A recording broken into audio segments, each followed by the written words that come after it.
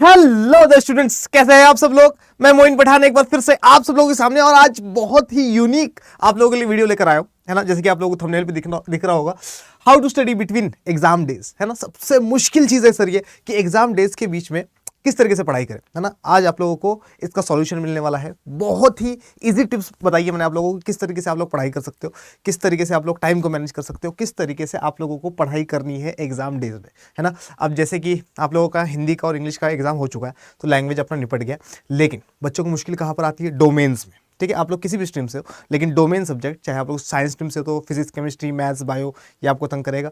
ठीक है, अगर आप लोग ह्यूमैनिटीज से हो तो आप लोगों को history, political science, economics, legal studies, geography वगैरह वो तंग करेगा।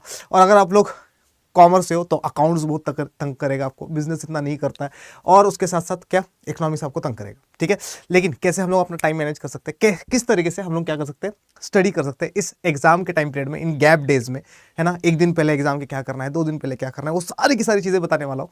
आप सबका स्वागत करता हूँ मैं ह्यूमैनिटीज अड्डा 24/7 पर। आइए जल्दी जल्दी से स्टार्ट करते हैं।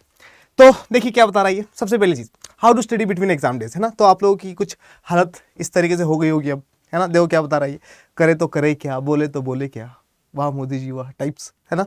एनसीईआरटी पढ़ लूँ, है ना, टाइम है अभी तो, या सर के या मैम के नोट्स पढ़ लूँ, एमसीक्यूज, या एक काम करता हूँ सो जाता हूँ, कुछ ऐसी हालत, है ना। और कईयों की हालत कुछ ऐसी हो रही होगी, क्या क्या करूँ मैं, मर जाऊँ, मेरी कोई फीलिंग्स नहीं है। ठीक है, तो कैसे डील करना है हम लोगों को, किस तरीके से हम लोगों को पढ़ाई करनी है, आइए देखते हैं। बिल्कुल टाइम वेस्ट नहीं करेंगे अपन, और देखते हैं कि किस तरीके से पढ़ाई करना चाहिए। सबसे पहली चीज़, प्लान योर डे। क्या करना है, कल एग्जाम है मान लो, है ना, या फिर मान लो कि एग्जाम जो है 3-4 दिन बाद है, लेकिन कल से पढ़ाई करनी स्टार्ट करनी है अपने को। आज अपन एग्जाम देकर आए, अपने थोड़ा बहुत रिवाइज करा, लेकिन कल क्या करना है आज ही हम लोगों को प्लान कर लेना है। समझ में आएगी नहीं आया, ठीक है। आज ही क्या कर लेंगे, पेन पेपर ले लेंगे और प्लान कर देंगे कि भैया देख इतने बजे मुझे उठना है, उठना ही उठना है इतने बजे, ठीक है। मुझे ऐसे ऐसे पढ़ाई करनी है और ये चैप्टर्स मुझे कंप्लीट करने हैं। समझ में आया कि नहीं। तो सबसे पहला इंपॉर्टेंट काम क्या है कि कल की तैयारी आज ही कर लो। समझ में आया कि नहीं, नेक्स्ट डे की तैयारी आज ही करनी है हम लोगों को। तो ये बोला प्लान योर डे, है ना। Before you go to sleep, मतलब सोने से पहले अगले दिन क्या करना है अपने को, सब कुछ अपना रोड मैप अपने को पता होना चाहिए। ठीक है, planning and it's execution will give you confidence. जितना ज़्यादा प्लानिंग करोगे, प्लानिंग करो कि भैया कल वाला दिन जो है मेरे 3 चैप्टर्स पूरे हो जाने चाहिए, तो कल वाले दिन 3 चैप्टर्स पूरे हो जाने चाहिए। ठीक है, कुछ कुछ एग्जाम्स है जो क्या है बहुत जल्दी है ना, गैप डेज बहुत कम है, तो उसमें क्या करना है, आपको ज़्यादा जोर लगाना पड़ेगा, है ना, टाइम स्लॉट बढ़ाना पड़ेगा, एक्सेट्रा एक्सेट्रा, आवर्स ज़्यादा देने पड़ेंगे। ठीक है, तो प्लान करिए उन एग्जाम डेज के लिए कि भैया किस तरीके से पढ़ाई करनी है और किस तरीके से मैं सिलेबस कंप्लीट कर सकता हूँ, रिवीजन के साथ, एमसीक्यूज के साथ, क्वेश्चन आंसर्स के साथ। ठीक है, दूसरी चीज़ क्या, प्लानिंग और उसके एग्जीक्यूशन से आपने प्लान बना लिया और उस प्लान, वो आपका प्लान पूरा हो गया उस दिन, तो आपको कॉन्फिडेंस बहुत ज़्यादा आएगा और अगले दिन के लिए आप लोगों को प्लान करके काम करना है फिर। ठीक है, देखो ज़रा ध्यान से क्या बता रही है। एक बार आप लोगों का रोड मैप तैयार हो गया, तो रोड मैप तैयार होने के बाद आप लोगों को पता चल जाएगा कि किस रास्ते से जाना ज़्यादा आसान रहेगा आप लोगों के लिए। ठीक है, अब आप लोग कुछ इस तरीके से देख रहे होंगे, ठीक है समझ गया, आगे क्या। ठीक है, आगे बताता हूँ। तो सबसे पहली चीज़ क्या करनी है अपने को, प्लानिंग करनी है। इसके बाद अपने को क्या करना है, नेक्स्ट चीज़, take a sound sleep and wake up early, है ना। रात में अपन ने प्लान बना लिया कि कल मेरे को ये चैप्टर्स करने हैं। ठीक है, उसके बाद क्या करेंगे, आराम से सो जाइए, आराम से सो जाइए, एकदम मस्त साउंड स्लीप लीजिए। ठीक है, जितने बजे का 6-7 घंटे जितने में आप लोग सोते सोइए, है ना, जल्दी सोइए, जल्दी उठिए। Early to bed early to rise वाला आप लोग क्या करिए, कंसेप्ट यूज़ करिए एग्जाम डेज के लिए। बाकी टाइम आपको जो करना है करिए, लेकिन एग्जाम डेज में, गैप डेज में आप लोग इस वाले स्ट्रेटेजी को अपना लीजिए। क्या कि आप लोग आराम से सोइए और दूसरी चीज़ जल्दी उठिए। ठीक है, इससे क्या होगा, इससे you will have a long day, more time, है ना। तुम्हारे पास क्या होगा, तुम्हारे पास दिन बहुत बड़ा होगा। अब देखो सुबह 7 बजे उठे हो तुम, है ना, रात के 10 बजे तक का टाइम है तुम्हारे पास, तो टोटल तुम्हारे पास 15 घंटे का टाइम पीरियड है। ठीक है, और ये 15 घंटे में तुम बहुत सारी अच्छी अच्छी पढ़ाई कर सकते हो, मस्त मस्त वाली। ठीक है, कैसे पढ़ाई करनी है वो मैं बताऊंगा आप लोगों को। ठीक है, इसकी तरह जल्दी में नहीं रहना है। समझ में आया कि नहीं, ये बहुत जल्दी में रहता है, और ये जल्दी में इसलिए रहता है क्योंकि ये लेट स्टार्ट करता है ना। 5 दिन बचे एग्जाम में, तो 5 दिन तो 4 दिन पढ़ाई नहीं करेगा, लास्ट वाले दिन इसकी आगे खुल जाएगी। जल्दी क्या क्या बोलता है ये, जल्दी बोल कल सुबह जाना है पनवेल, है ना, वो वाला सिस्टम। तो इसकी तरह नहीं बनना है अपने को। अपने को क्या करना है, अपने को आराम आराम से पढ़ाई करनी है। जितना टाइम है, जितना गैप डेज है, उसके बीच में अपने को सिलेबस को बांटना है और सिलेबस को कंप्लीट करते हुए, रिवाइज करते हुए लिख चले जाना है। ठीक है, तो सबसे पहली चीज़ रोड मैप बना लिया अपन ने। दूसरी चीज़ क्या, आराम से सोए, जल्दी उठे और जल्दी उठ के अपन ने अपने दिन की शुरुआत कर ली।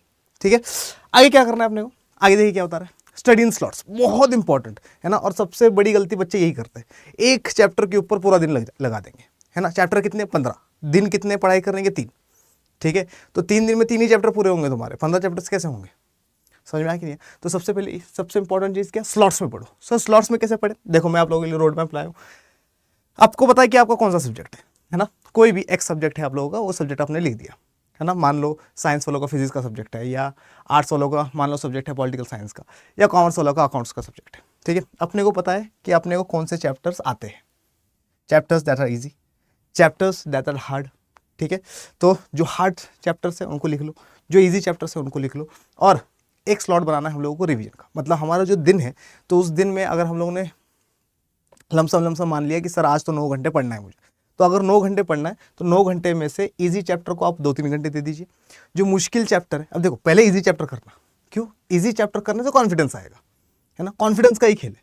अगर तुम लोगों ने पहले ही मुश्किल चैप्टर उठा लिया तो इजी चैप्टर और मुश्किल लगेगा, समझ में आएंगे। इजी चैप्टर उठाओ सुबह सुबह, है ना, पढ़ लो उसको अच्छे से, रिवाइज कर लो उसको अच्छे से, पढ़ लो पहले उसको। उसके बाद क्या, जो हार्ड चैप्टर है वो उठाओ, एक इजी एक हार्ड, एक इजी एक हार्ड, ऐसे करेंगे, ठीक है। हार्ड चैप्टर उठाओ, और जैसे हार्ड चैप्टर हो जाएगा उसके बाद अपने पास आता है 3 घंटे का टाइम रिवीजन का। 3 घंटे इसको दे दिए, 3 घंटे इसको दे दिए, अब आ गया रिवीजन का स्लॉट। रिवीजन में क्या करना है अपने को, वो भी देखेंगे अपन, ठीक है। रिवीजन में क्या करना है, तो अपन ने क्या करना, स्लॉट्स में स्टडीज करनी है।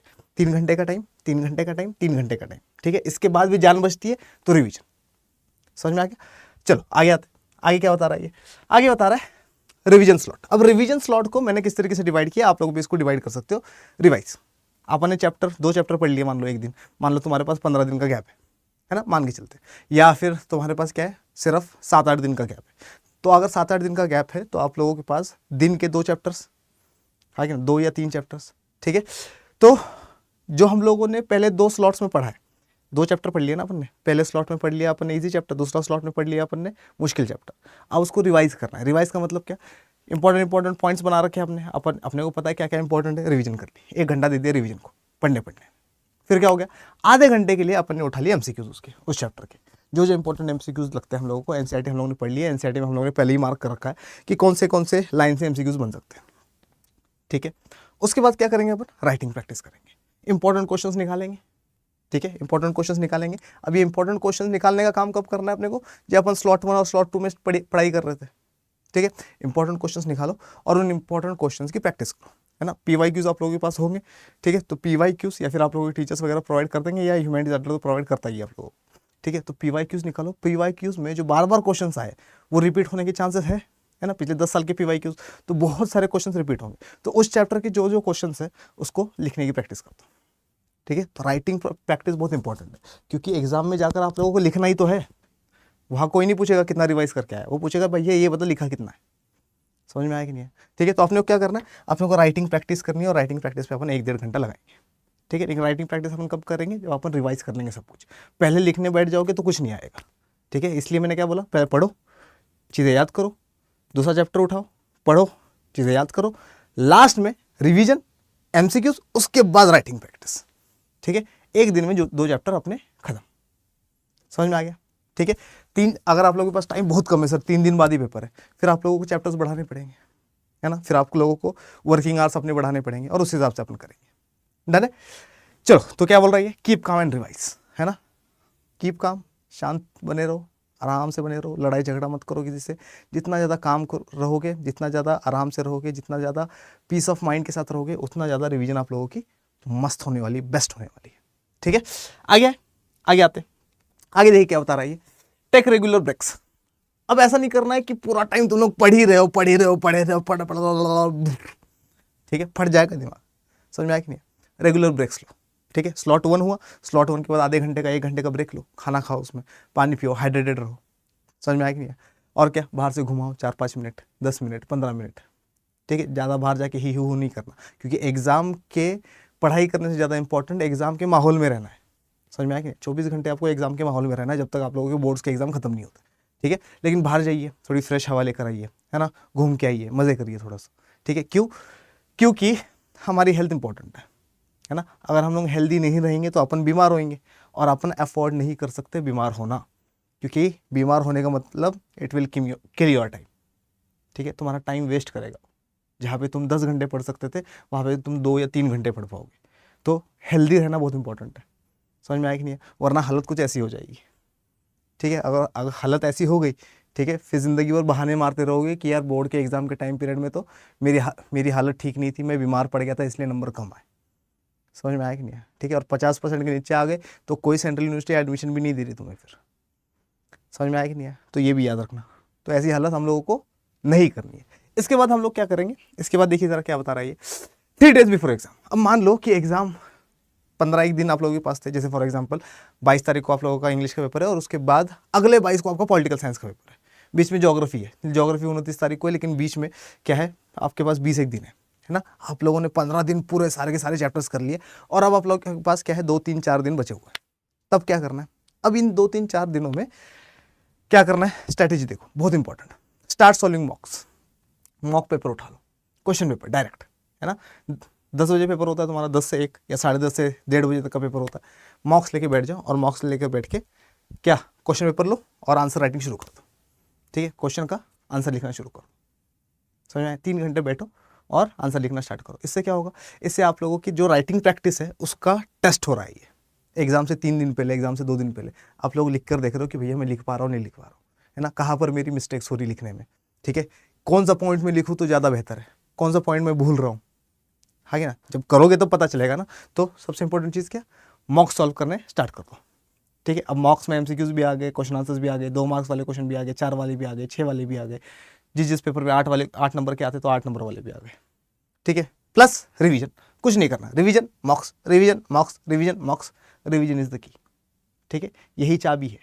समझ में आ रहा है कि नहीं आ रहा? यही ग्रंथ है तुम्हारा, यही सब कुछ है तुम्हारा, रामबाण यही है, ठीक है। इसको यूज़ करो, रिवीजन इज द की, ठीक है। रिवाइज करो, मॉक दो, रिवाइज दो, करो, मॉक दो, दिन में दो, ठीक है। 2 बार पेपर दे दो। तो जब एग्जाम में बैठोगे ऐसा लगेगा कि भैया सब कुछ कर रखा है मैंने तो, ठीक है। ये देखो, ये लड़की क्या कर रही है, ये लड़की एग्जाम से पहले प्रैक्टिस कर रही है, ठीक है। देखो क्या बोल रही है, ये वाला क्वेश्चन अभी भी कच्चा है मेरा, ठीक है। अभी डायरेक्ट एग्जाम में बैठती तो एग्जाम में लगता कि यार ये पढ़ लेती तो अच्छा होता, लेकिन अब ये मॉक्स दे रही है तो ये क्या बोल रही है, ये वाला क्वेश्चन अभी भी कच्चा है मेरा, ठीक है। और दूसरी तरफ क्या सोच रही है, पर मुझे क्या, मैं तो रिवाइज कर लूंगी, क्यों, टाइम है। समझ में आया कि नहीं? तो इस तरीके से अगर आप लोग पढ़ोगे तो मुझे लगता है कि आप लोगों के लिए बेहतर होगा। अगर मैं होता आप लोगों की जगह तो मैं इस तरीके से करता। समझ में आया कि नहीं? चलिए लास्ट चीज समझते हैं। लास्ट चीज क्या है, एंड करते हैं इस वीडियो को। अगर आप लोग मेरे साथ पॉलिटिकल साइंस के टेलीग्राम ग्रुप में अभी तक नहीं है तो मुझे मेल करिए khan.ayub@247.com पर, और मेल करके बोलिए सर टेलीग्राम ग्रुप में ऐड कर दो। मैं टेलीग्राम ग्रुप में ऐड कर दूंगा। वहाँ पे सारी की सारी PDF वगैरह पॉलिटिकल साइंस की मैं प्रोवाइड करता रहता हूँ। वहाँ पे क्वेश्चन आंसर्स वगैरह भी पूछता रहता हूँ बच्चों को, है ना। पोल्स वगैरह करता रहता हूँ। उसके साथ साथ मैं बच्चों को क्या करता हूँ, बच्चों से डाउट्स वगैरह भी उनके सॉल्व करता हूँ। तो अगर आप लोग मेरे साथ अभी तक टेलीग्राम ग्रुप पे नहीं हो पॉलिटिकल साइंस के, अपडेट्स वगैरह के भी वीडियोस वगैरह डालता रहता हूँ उसमें, तो आप लोग देख सकते हो उसको। आप लोग मेरे साथ जुड़ सकते हो टेलीग्राम ग्रुप में।